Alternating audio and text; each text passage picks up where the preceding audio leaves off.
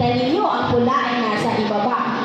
Tupiin ng pahaba ng 2 beses. O ang mga tita nyo, tingnan nyo ha, kasi magtatawag kami mamaya sa inyo. 2 beses. Yan. Hanggang sa hindi na natin nakikita ang kulay pula. Nakikita nyo pa ba ang kulay pula?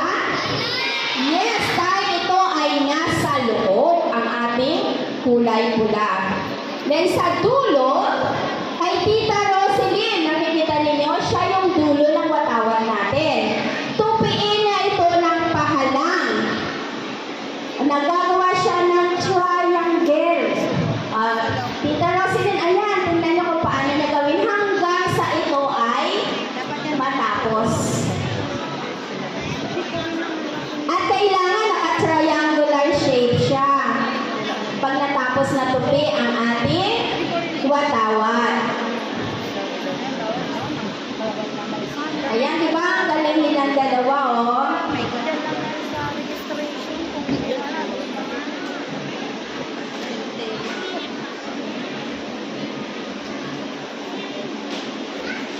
Kasi sa gitna, makikita. Ayan. So, ito ay